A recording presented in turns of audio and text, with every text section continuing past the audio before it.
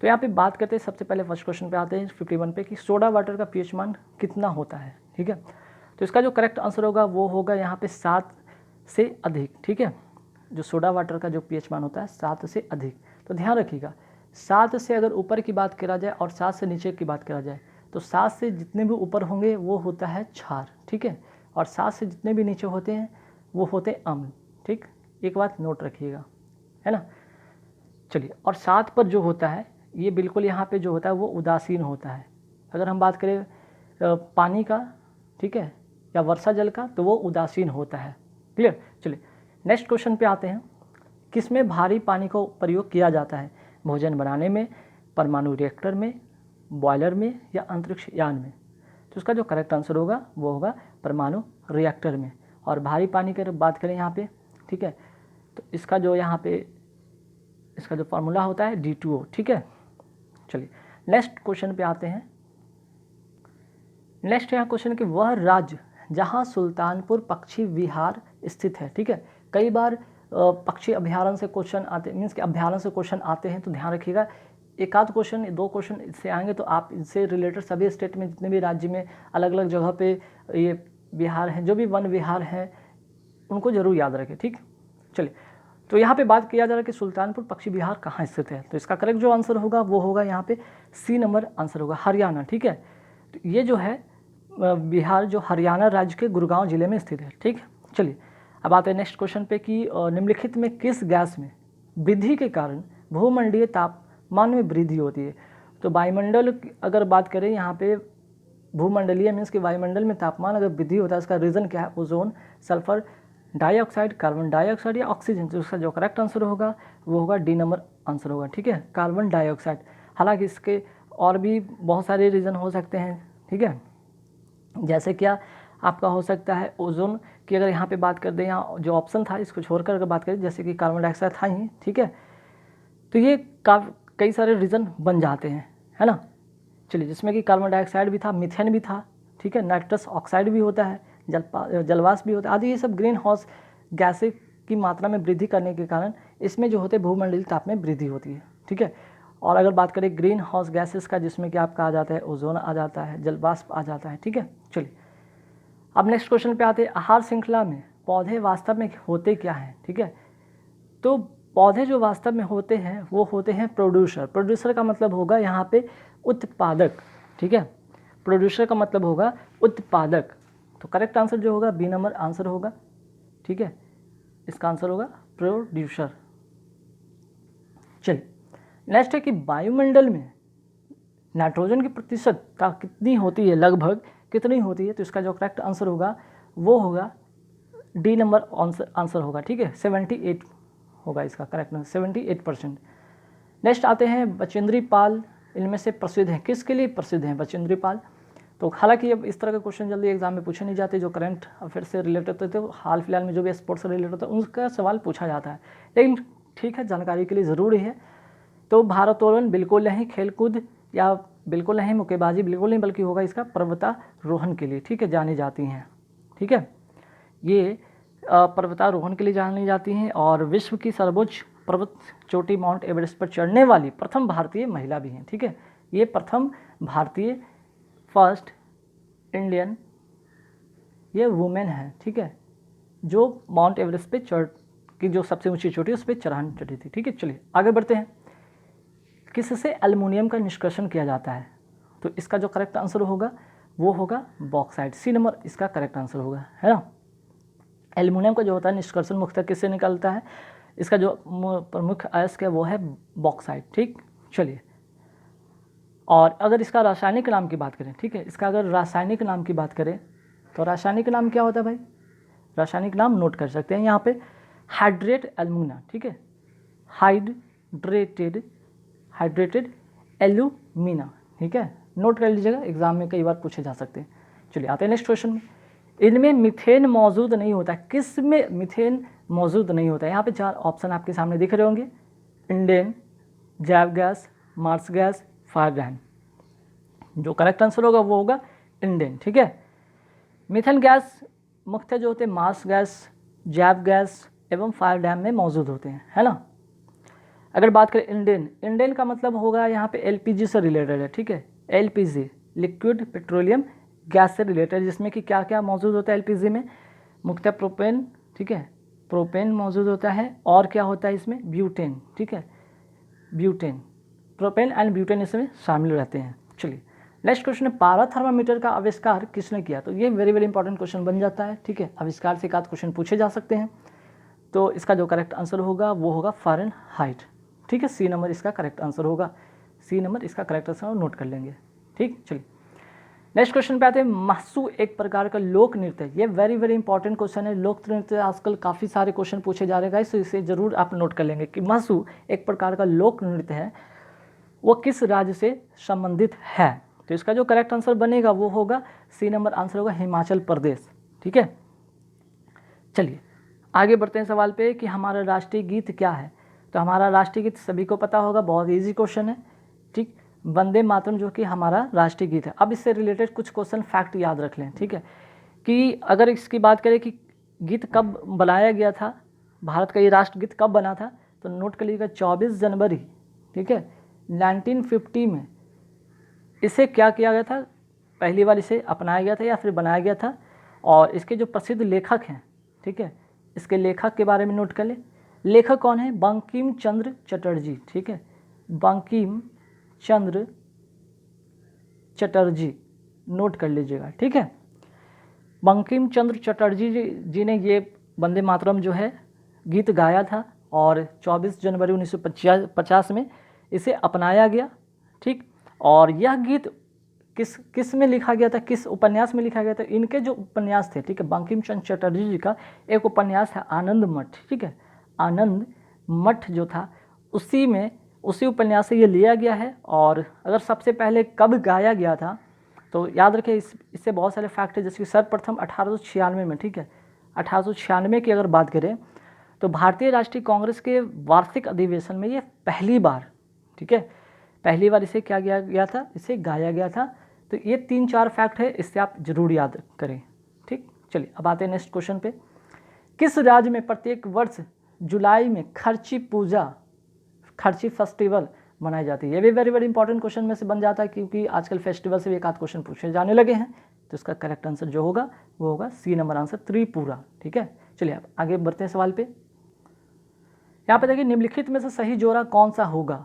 यहाँ पे state and there Capitals की बात किया गया है, तो इसका जो करेक्ट आंसर होगा वो होगा, इसमें जो सही जोड़ा है वो होगा मिजोरम का आइजोल, ठीक है। बाकी अगर असम की बात करें तो ईटानगर नहीं होता है इसका, असम का जो होता है, ठीक है, अगर इसकी कैपिटल की बात करें असम, और अगर असम की बात करें तो असम का हो जाएगा आपका गुवाहाटी, ठीक है, गुवाहाटी, ठीक। अरुणाचल प्रदेश की बात कर ले यहाँ पे तो गुवाहाटी इसका नहीं होगा, बल्कि होगा इसका ईटानगर। और नागालैंड की अगर बात करें तो शिलांग नहीं होगा, बल्कि इसका होगा कोहिमा, ठीक है, इसका कैपिटल है। तो एक जो था कि आपका करेक्ट था इसका कैपिटल, बाकी 3 का कैपिटल अलग था, जिसमें से आपको सही मिलान करना था, सही मिलान का ऑप्शन आपको बताना था, तो ए नंबर इसका करेक्ट आंसर होगा। चलिए अब आते हैं 65 के बाद 66 में आते हैं, ठीक है। चलिए यहाँ पे क्या, अपनी अद्भुत वास्तुकला के लिए जाने जाना वाला सूर्य मंदिर कहाँ स्थित है? तो सूर्य मंदिर के बारे में अगर यहाँ पे बात करें तो ये उड़ीसा में है, ठीक है, और उड़ीसा के कोणार्क में स्थित है, ठीक है। हालांकि उड़ीसा के कहाँ है, उड़ीसा के कोणार्क में स्थित है, मीन्स सी नंबर इसका करेक्ट आंसर होगा। इसे ब्लैक पैगोडा के नाम से भी जाना जाता है, ठीक है, नोट कर लेंगे, इसे ब्लैक पैगोडा के नाम से भी जाना जाता है, ठीक है। चलिए अब आते हैं नेक्स्ट क्वेश्चन पे कि इनमें ट्रिक शब्द का संबंध किस खेल से है? वेरी वेरी इंपॉर्टेंट है question, very very important, sports से एक आध क्वेश्चन से पूछे जा सके कि ट्रिक जो है टेनिस से है रिलेटेड है, शतरंज से रिलेटेड है, क्रिकेट से रिलेटेड या ब्रिज से रिलेटेड है। तो इसका करेक्ट आंसर होगा वो होगा ब्रिज, ठीक है, सी नंबर इसका ऑप्शन होगा। अब आते हैं 67 के बाद 68 पे। चलिए इसके बाद है कि भारत का सबसे महत्वपूर्ण लघु उद्योग इनमें से कौन सा है, ठीक है। तो इसका जो करेक्ट आंसर होगा वो होगा बी नंबर आंसर होगा हथकरघा उद्योग, ठीक है। हैंडलूम इंडस्ट्री जो है भारत का सबसे महत्वपूर्ण लघु उद्योग माना जाता है। नेक्स्ट, समाजवाद के उग्र रूप को किस नाम से जाना जाता है? तो इसका जो करेक्ट आंसर होगा वो होगा डी नंबर आंसर साम्यवाद, ठीक है, कम्युनिज्म, ठीक है, कम्युनिज्म जिसे कहते हैं या साम्यवाद कहते हैं के नाम से जाना जाता है। चलिए नेक्स्ट, संतुलन कीमत को अन्य किस नाम से जाना जाता है? वेरी वेरी इंपॉर्टेंट क्वेश्चन है, एक से एक क्वेश्चन पूछे जाते हैं, एक आध क्वेश्चन पूछ दिए जाते हैं। तो 71 का जो होगा आंसर होगा सी नंबर आंसर होगा सामान्य कीमत, ठीक है, डी नंबर इसका करेक्ट आंसर होगा सामान्य कीमत। चलिए नेक्स्ट क्वेश्चन पे आते हैं कि भारतीय राष्ट्रीय कांग्रेस के आरंभ में ब्रिटिश सरकार का इसके प्रति रवैया था, ठीक है। तो इसके बाद अगर भारतीय राष्ट्रीय कांग्रेस के बारे में बात करें, आरंभ में ब्रिटिश सरकार के साथ उसका संबंध कैसा था, तो इसका जो करेक्ट आंसर होगा वो था मैत्रीपूर्ण, सी नंबर इसका करेक्ट आंसर होगा। नेक्स्ट आते हैं वेरी वेरी इंपॉर्टेंट क्वेश्चन में से बन जाता है पंचायती राज किस सिद्धांत पर आधारित है, तो इसका जो करेक्ट आंसर होगा 73 का वो होगा लोकतांत्रिक विकेंद्रीकरण, ठीक है, इसका करेक्ट आंसर होगा डी नंबर ऑप्शन होगा। कई बार स्टूडेंट जल्दीबाजी में विकेंद्रीकरण बी पे टिक कर देते हैं जो कि गलत हो जाएगा, है ना। चलिए नेक्स्ट क्वेश्चन पे आते हैं निम्नलिखित में से क्या देश की जनसंख्या में वृद्धि का कारण नहीं होगा, ठीक है, होगा नहीं बल्कि नहीं होगा, तो करेक्ट आंसर होगा विवाह की औसत आयु में वृद्धि, ठीक है। चलिए नेक्स्ट क्वेश्चन, वित्त आयोग जो सांविधिक निकाय है की नियुक्ति प्रत्येक 5 वर्ष में की जाती है ताकि क्यों, ठीक है, सवाल ये कि क्यों, तो उसका करेक्ट आंसर होगा ए नंबर आंसर, ताकि केंद्र और राज्य के बीच करों और उगाहियों का विभाजन किया जा सके, है ना। चलिए अब आते हैं नेक्स्ट क्वेश्चन पे, क्वेश्चन नंबर 76 पर आते हैं। नेक्स्ट जो क्वेश्चन है यहाँ पे 76 में कि लोकसभा अध्यक्ष को, ठीक है, लोकसभा अध्यक्ष को उसके पद से हटाया जा सकता है, कब हटाया जा सकता है, तो इसका जो करेक्ट आंसर होगा ए नंबर इसका होगा लोकसभा सदन के कुल सदस्यों के बहुमत से अविश्वास प्रस्ताव पारित करती है, तब ऐसा हो सकता है, ठीक है। चलिए आते हैं नेक्स्ट क्वेश्चन पे, मनुस्मृति क्या है, तो मनुस्मृति जो है एक कानून की पुस्तक है, ठीक है, कानून की या धार्मिक कानून की पुस्तक है। चलिए नेक्स्ट क्वेश्चन पे आते हैं कि गुप्त काल साक्षी है, किस लिए साक्षी है भाई, तो इसका आंसर है कि गुप्त काल जो है हिंदू धर्म के पुनरुत्थान का साक्षी माना जाता है, मीन्स कि ए नंबर इसका करेक्ट आंसर होगा। चलिए नेक्स्ट आते हैं 1498 ईस्वी में पुर्तगाली नाविक वास्को डी गामा पहुंचा था, कहाँ पहुंचा था, वेरी वेरी इंपॉर्टेंट क्वेश्चन है, ये पहुंचा था कालीकट, ठीक है, एक कालीकट पहुंचा था जो कि भारत के पश्चिमी तट पर स्थित बंदरगाह है कालीकट, वहीं पे ये पहुंचा था समुद्र मार्ग की खोज करते करते, ठीक है, समुद्री मार्ग की खोज के माध्यम से यहाँ पे पहुंचा, ठीक है। नेक्स्ट के आते हैं सवाल पे, वेरी इंपॉर्टेंट क्वेश्चन बन जाता है, इसके बारे में कुछ फैक्ट है जो कि आपको याद रखने होंगे। संविधान सभा के अध्यक्ष थे, ठीक है, तो संविधान सभा के अध्यक्ष कौन थे भाई, तो आंसर तो बहुत आराम से आप मार देंगे, डॉक्टर राजेंद्र प्रसाद थे संविधान सभा के अध्यक्ष। तो इसके तो कुछ बैकग्राउंड में आते हैं कि इसके बारे में कुछ स्टोरी थोड़ा सा जानते हैं। देखिए होता क्या है दरअसल कि 9 दिसंबर, ठीक है, 9 दिसंबर 1946 को होता क्या, ठीक है, 9 दिसंबर 1946 को संविधान सभा में सच्चिदानंद सिन्हा को, ठीक है, सच्चिदानंद सिन्हा को, ठीक है, अस्थाई अध्यक्ष निर्वाचित किया गया था, लेकिन 2 दिन बाद, ठीक है, 2 दिन बाद मीन्स कि 11 दिसंबर 1946 को ही बात करें कि राजेंद्र प्रसाद को संविधान सभा का अस्थाई अध्यक्ष के रूप में निर्वाचित किया गया था। तो ये एक फैक्ट है, ध्यान रखिएगा। पहले जो हुआ था कि सच्चिदानंद सिन्हा को बनाया गया था, लेकिन फिर 2 दिन बाद डॉक्टर राजेंद्र प्रसाद को अस्थाई अध्यक्ष बनाया गया, ठीक है। चलिए नेक्स्ट क्वेश्चन क्या, संविधान के किस भाग में राजनीति के निर्देशक सिद्धांत समाविष्ट हैं, ठीक है, तो इसका जो करेक्ट आंसर होगा वो होगा भाग जो है इसका 4 में राज्य के नीति निर्देशक सिद्धांत समाविष्ट है, ठीक। नेक्स्ट आते क्वेश्चन कि निम्नलिखित में क्या धात्विक अयस्क है, ठीक है, तो इसका जो करेक्ट आंसर होगा वो होगा आपका बॉक्साइड, ए नंबर इसका करेक्ट आंसर होगा जो कि धात्विक बॉक्साइड है। धात्विक जो है अयस्क है वो है बॉक्साइड।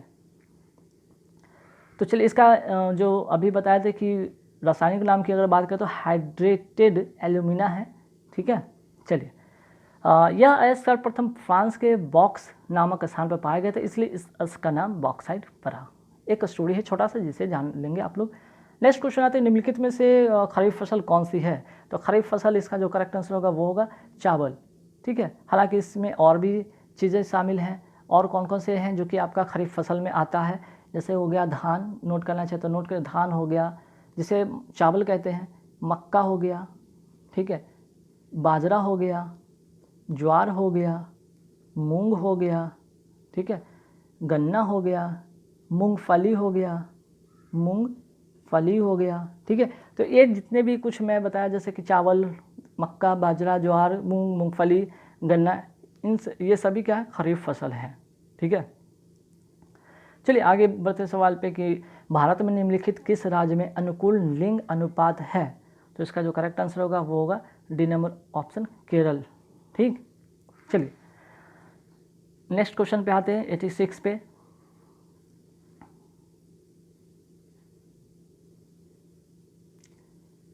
चलिए, भारत के पश्चिमी तट का उत्तरी भाग जाना जाता है, वेरी वेरी इंपॉर्टेंट क्वेश्चन है, ठीक है, ये वेरी वेरी इंपॉर्टेंट क्वेश्चन में से एक हो जाएगा कि भारत के पश्चिमी तट, एक पूर्वी तट भी होता है, एक पश्चिमी तट, तो इसमें सारे चीज़ के बारे में बात करेंगे। पश्चिमी तट के उत्तरी भागों के क्या कहा जाता है, कोंकण तट कहा जाता है, ये नंबर इसका करेक्ट आंसर होगा।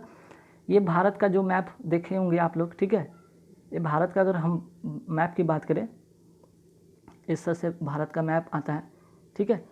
तो भारत के पश्चिमी, ये पश्चिमी का जो उत्तरी भाग है, ये भाग क्या कहलाता है, कोंकण तट, ठीक है, कोंकण तट। और दक्षिणी भाग, ये वाला भाग को क्या कहा जाता है, मालाबार, है ना, नोट कर लीजिएगा, मालाबार। इसके बाद बात करते हैं पूर्वी, ठीक है, पूर्वी का उत्तरी भाग की अगर बात करें, यहाँ पे उत्तरी भाग को कहा जाता है सिरकास, ठीक है, सिरकास। और इसके दक्षिणी भाग को, ये वाले भाग को कोरोमंडल कहा जाता है, कोरोमंडल कहा जाता है। तो काफ़ी बार एग्जाम में पूछा गया है। कोरोमंडल तट की बात करें तो ये पूर्वी का दक्षिणी भाग है, मालाबार तट की बात करें तो ये पश्चिमी का दक्षिणी भाग है, और उत्तरी सिराकस तट की बात करें तो पूर्वी का उत्तरी भाग है, ठीक है। तो एक क्वेश्चन में 4 सवाल हैं, जरूर आप इन्हें नोट कर लेंगे। नेक्स्ट, निम्नलिखित में कौन सा वास्तविक फल है, 87 वेरी वेरी इंपॉर्टेंट क्वेश्चन, कई बार आपको ये क्वेश्चन फंसाएंगे एग्जाम में, कंफ्यूज करके आप गलत कर सकते हैं 87 में। तो इसका करेक्ट आंसर होगा नारियल, ठीक है। अब वास्तविक फल का मतलब होता है क्या, वास्तविक फल बोले या कई बार एग्जाम में आता है सत्य फल, ऐसा लिखा रहता है, सत्य फल। इसका मतलब होता क्या है, इसका मतलब होता है कि जिसका विकास अंडाशय से होता है, इसका जो डेवलपमेंट होता है, डेवलपमेंट किससे होता है, ओवरी से, ठीक है, अंडाशय से, ठीक है। तो इसको कहते हैं, जैसे कौन कौन और भी होते हैं, नोट कर लीजिएगा, जैसे कि आम हो गया, ठीक है, जो कि आपको यहाँ पे सतफल में आ जाते हैं, आम हो गया, नारियल तो अभी आपको टिक कर दिए। लेकिन अगर हम बात करें कि अंडाशय के अतिरिक्त पुष्प के अन्य भाग से, जैसे कि पुष्पासन हो गया, बाहदल हो गया, अगर इन सभी से फल बनेंगे, फल बनने में जो भाग लेते हैं, ठीक है, या इनसे फल बनते हैं, ऐसे फलों को कहते हैं असत्य फल। तो एक तो आप सत्य फल जान ली, अब असत्य फल का भी एक नोट कर लें, जो कि एग्जाम में कई बार पूछे जाते हैं। असत्य फल को यहाँ पे नोट कर लें, कौन कौन से होंगे। तो असत्य फल का जो होगा, या कूट फल भी कहते हैं, जैसे कि काजू, ठीक है, नाशपाती हो गया, ठीक, सेब हो गया, ये सभी क्या है, असत्य फल है, ठीक है। और सत्य फल में क्या हो गया, नारियल हो गया, आम हो गया, ठीक है, नारियल भी हो गए, आम भी हो गए, ये सब नोट कर लें, वेरी वेरी इंपॉर्टेंट क्वेश्चन है। चलिए, झाड़ी एक उदाहरण है किसका, पुदीना का, आम के पेड़ को, गुलाब के पेड़ को, सूरजमुखी के पौधे को। तो इसका जो करेक्ट आंसर होगा, जो उदाहरण झाड़ी है जिसको कहते हैं श्रब, ये गुलाब के पौधे को कहा जाता है, उसका एक एग्जाम्पल है, ठीक है। अब आते हैं विषाणु प्राय इससे बनते, किससे बनते हैं भाई विषाणु प्राय, तो विषाणु जो बनते हैं प्राय वो बी नंबर ऑप्शन से बनेंगे, मीन्स कि प्रोटीन प्लस न्यूक्लिक अम्ल से ये बनेंगे विषाणु, ठीक है। नेक्स्ट क्वेश्चन पे आते हैं, वेरी वेरी इंपॉर्टेंट क्वेश्चन बन जाता है। मंगल पांडे 29 मार्च 1857 में अंग्रेज अधिकारी पर कहाँ गोली चलाई थी, तो इसका करेक्ट आंसर होगा बैरकपुर में, ठीक है, बी नंबर इसका करेक्ट आंसर होगा, बैरकपुर में अंग्रेज अधिकारी पर गोली चलाई थी। चलिए नेक्स्ट है, कॉफ़ी का सबसे बड़ा उत्पादक राज्य कौन सा है, तो इसका जो करेक्ट आंसर होगा वो होगा कर्नाटक, सी नंबर इसका करेक्ट आंसर होगा, ठीक है। नेक्स्ट है, कब पहला डायनासोर देखा गया था, तो इसका जो करेक्ट आंसर होगा जुरासिक युग में, या ठीक है, जुरासिक युग में। नेक्स्ट क्वेश्चन पे आते हैं 93 पे, कि निम्नलिखित द्रव्यों में से जिसमें सबसे अधिक ऊष्मा चालकता होती है वो क्या है, तो इसका जो करेक्ट आंसर होगा 93 का वो होगा यहाँ पे डी नंबर आंसर होगा तांबा। ठीक है। 94 पे आते हैं कि इनमें से कौन सी डीसी पर प्रचालित नहीं होती है। डीसी, ठीक है, जिसके कहते हैं डायरेक्ट करंट की बात कर रहे हैं। तो इसका जो करेक्ट आंसर होगा वो होगा यहाँ पे डी नंबर आंसर प्रेरणी मोटर। ठीक है। चलिए नेक्स्ट क्वेश्चन पे आते हैं, हीरे के चमकने का क्या कारण है। ठीक है, हीरे के चमकने का क्या कारण है, इसका आंसर होगा उच्च अपवर्तनांक। ठीक है, हीरे के चमकने का प्रमुख कारण है उच्च अपवर्तनांक। इसका अपवर्तनांक होता कितना है, 2.417। ठीक है, और इसका कारण है कि पूर्ण आंतरिक परावर्तन के कारण हीरा बहुत चमकता है। ठीक है। नेक्स्ट क्वेश्चन पे आते हैं, एक लोहे के बॉल और एक तांबे के बॉल का द्रव्य समान उत्प्लावन होगा। ठीक है, जब उनका वट मीन्स उनका क्या समान होने पर ऐसा कुछ होगा। तो 96 का आंसर होगा बी नंबर आंसर है, अगर इसका आयतन समान हो तब ऐसा होगा। नेक्स्ट क्वेश्चन पे आते हैं, इलेक्ट्रॉनिक मीटिंग से यह नहीं होता, क्या नहीं होता इलेक्ट्रॉनिक मीटिंग से। ठीक है, 97 पे आते हैं क्वेश्चन पे, इसका आंसर होगा भाग लेने वाले की पहचान प्रकट करना। ठीक है, ये नहीं होता है। बाकी संचार सुविधा, सहयोग सुविधा, विचार विनिमय की सुविधा होती है। अब आते हैं 97 के बाद आते हैं क्वेश्चन नंबर 98 पर। 98 में क्या भाई, डम टर्मिनल। ठीक है, डम टर्मिनल के बारे में क्या सत्य है। तो 98 का जो करेक्ट आंसर होगा वो होगा सी, इसमें स्वतंत्र कंप्यूटर के रूप में प्रयोग नहीं किया जा सकता है। ठीक है, इसे स्वतंत्र कंप्यूटर के रूप में प्रयोग नहीं किया जाता। अगर इसकी बात करें कि आखिर ये है क्या, तो ये कंसिस्ट करता है सिर्फ मॉनिटर एंड कीबोर्ड का। ठीक है, मीन्स कि are dumb terminal is simply an output device that accept data from the CPU. ठीक, चलिए नेक्स्ट क्वेश्चन पे आते हैं, दूध का पास्तुरीकरण तापमान कितना होता है। ठीक है, तो इसका करेक्ट आंसर होगा 99 का, वो होगा ए, 60 डिग्री से 65 डिग्री सेल्सियस की बात कर रहे हैं। ठीक है, तो इस प्रक्रिया पे समान तौर पे दूध को क्या किया जाता है, 60 डिग्री सेल्सियस पर, ठीक है, 20 मिनट तक गर्म किया जाता है ताकि इसका जो है जीवाणु नष्ट हो जाए। ठीक है, चलिए नेक्स्ट क्वेश्चन पे आते हैं कि कीटों की पैरों की संख्या निम्नलिखित कितनी होती है। इसका जो करेक्ट आंसर होगा वो होगा सी नंबर आंसर होगा 3 जोड़ा, या कि 3 जोड़ा मतलब क्या 6। ठीक है, तो गाइज यहाँ पे कुल 50 क्वेश्चन यहाँ पे कवर कराए गए जो कि वेरी इंपॉर्टेंट क्वेश्चन में से एक बनता है। आप इन्हें जरूर नोट करें, एक छोटा सा नोट्स बना सकते हैं और